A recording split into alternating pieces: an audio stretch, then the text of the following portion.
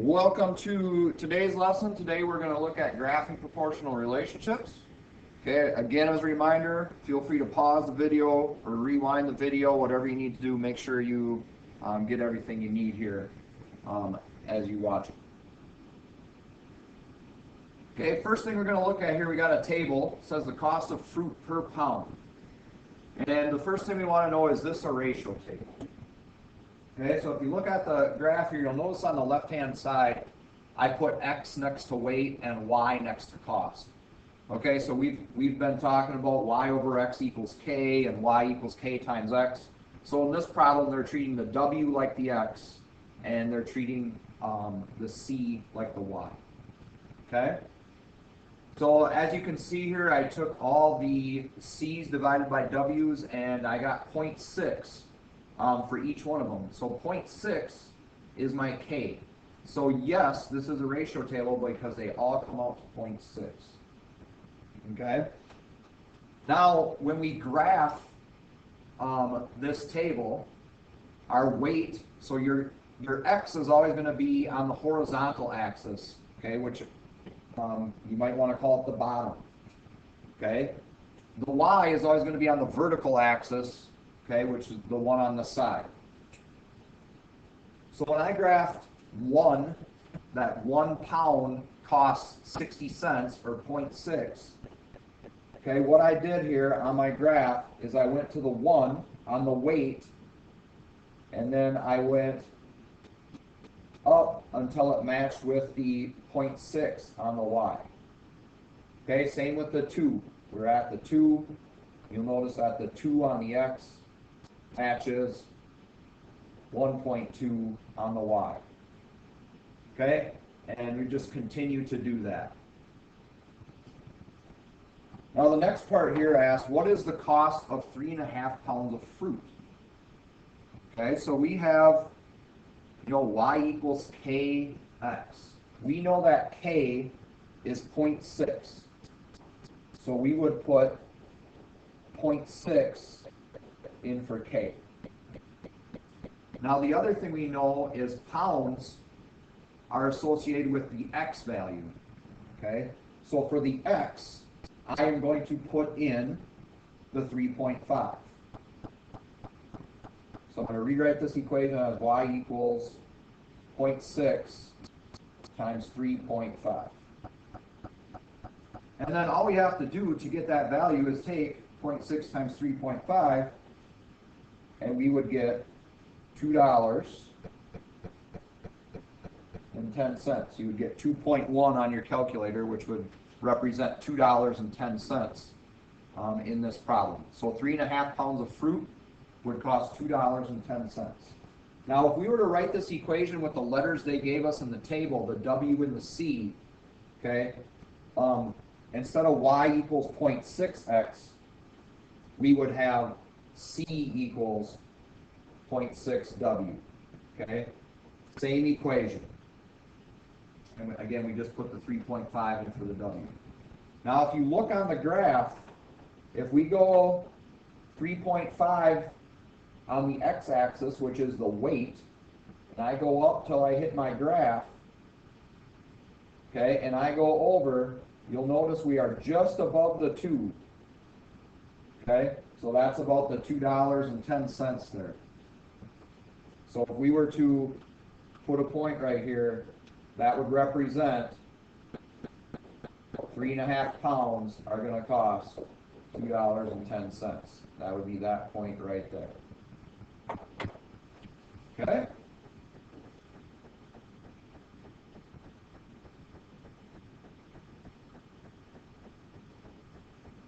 All right, the next thing we're going to do is look at this, compare these two graphs. So we got the cost of fruit at Veggie World, or at Veggie Mart, sorry, and at Fruit World. Okay? So you can see Veggie Mart is the top graph, Fruit World is the bottom graph. And the question is, when x equals 1, what is the value of y for each store, and what does this value represent? Okay? Well, when x equals 1, whatever the y value is, that is your unit price or your constant of proportionality, which is your k. Now on my graph here, it's pretty tough to tell exactly what my cost is when x equals 1 for each one, because I know it's above the 0.5, but I can't tell exactly. Same with the one for Vegemart here. I know it's above 1, but I can't tell exactly.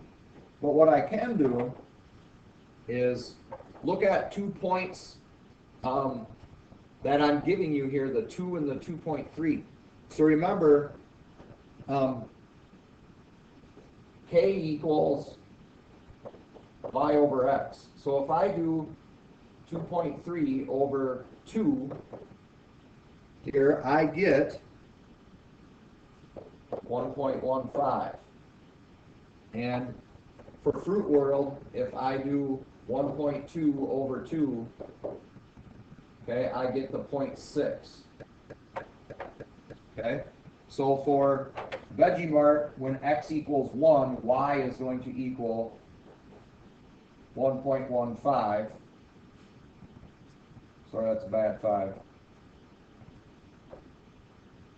And for Fruit World, when x equals 1, y is going to equal 0.6. Okay, and again, that would represent the constant of proportionality, which is also the unit price when we're talking about money. Okay, so this point, this would be 1. Sorry, I'm in the wrong graph there. This point right here would be 1.15.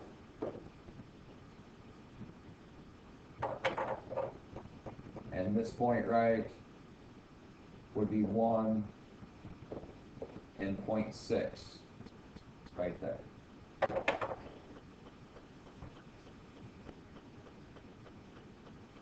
Okay, as we go through here, these are some completed examples like we just went through.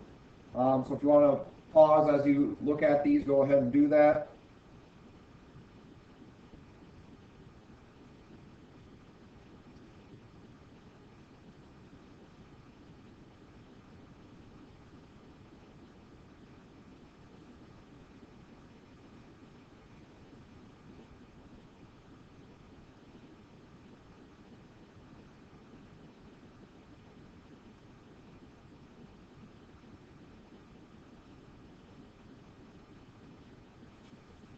Okay, now looking at some problems here. So number 1, so we have the graphs of 5 proportional relationships on the grid over there. And we need to estimate the constant of proportionality for the graph of each line. So what I did here is I looked at line A, and I just found a spot where it crossed the grid nicely. So at 1, 2.5 is where it crossed the grid nicely. So my k for that one, again, is y over x. So I took the 2.5 divided by 1 and got 2.5. So I know my k for A, line A, is 2.5. And again, same thing for B. Found a nice point. X was 2.5, y was 3. Again, took 3 divided by 2.5 and we got 1.2. And again, same thing for C, D, and E. We found a nice point, took the y divided by the x, and got our k. Now B says a 6 graph with constant of proportionality equal to 1 would lie between which 2 of these lines? Well, if I look at my constants of proportionality here, line B is at 1.2 and line C is at 0.3. Well, if I have a line that has a constant of proportionality of 1, it's going to fall between those 2 lines. Okay? So it would fall between B and C. So I'm just going to kind of show you here that if k equals 1, it's going to go somewhere in here. Okay? And again, I'm just sketching it in there. Okay, just to give you kind of an approximate there. But that's about where k equals 1 would go, in between lines B and C. Okay, and then for C, it said just choose one of the lines and write a formula for it. Use x and y to name the variables. So remember, y equals k times x. I just chose line E. I could write that, my k I found to be 0.33, so I could write y equals 0.33x. Or if I wanted to leave that as a fraction, I could just write it as y equals 1/3 x. All right, next problem here. We got Mr. Valdez is remodeling his restaurant, and he bought 5 pieces of plywood. So Rosa measured the height of that stack and found that it was 4 inches tall. He also made a stack of 5 2x4s. Rosa measured those and found that they were 8 inches tall.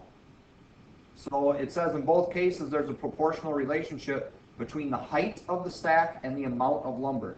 So if we take the height divided by the amount of lumber, we'll get a K, a constant of proportionality for each one.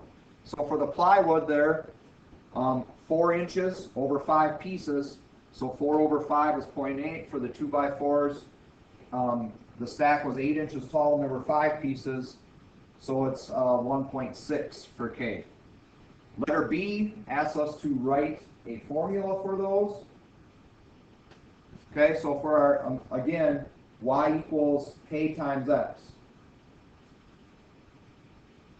Now in this equation, they want height to represented by h and n represented in the number of pieces of lumber represented by n. So your h is like your y, your n is like your x. So for plywood, you could write h equals 4/5 n, or you could write h equals 0.8 n. One's a fraction, one's a decimal. For the 2x4s, our k was, again, you could either use 8/5, the fraction, or you could use 1.6, the decimal. So h equals 8/5 n, or h equals 1.6 n. So the next thing we did here is graph these two equations. So because they're proportional, they told us that we know they're going to go through 0, 0. So they're both going to start at 0, 0.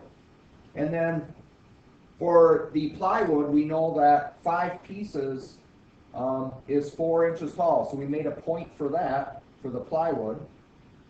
And then we just drew a line from 0, 0 through that 5, 4. Same thing for the 2x4s. We know that 5 pieces were 8 inches tall. So we went to 5 on the number of pieces and up to 8 for the height, made a point, and then drew our line. Okay? Now as you can see, the one with the bigger K, the 1.6, that line is steeper than the line that has a smaller K of 0.8. Okay? So the larger the K, the steeper the line. A few questions here. It says, how is the constant of proportionality represented on the graph of a proportional relationship? Well, you could take any point on the graph and take the y divided by the x, and that'll give you your k. The other way you could do it is, if you find the y value when x equals 1, that is going to be your k. All right, and if you think about it, the reason is because if you divide by 1, you're going to get that same number. Okay, and then for number 4, compare the graphs that we made for part C of problem 2 with the constants of proportionality that we calculated in part A. Well, if the graph is greater than 1, it is going to be steeper than a graph where k is less than 1. So if you kind of look at the diagram here, it kind of shows when k is greater than 1, it's going to be steeper. When k is less than 1, it's going to be less steep. And then for 5, how can you use your graphs to find the number of pieces of plywood and the number of 2x4s that measure a given height?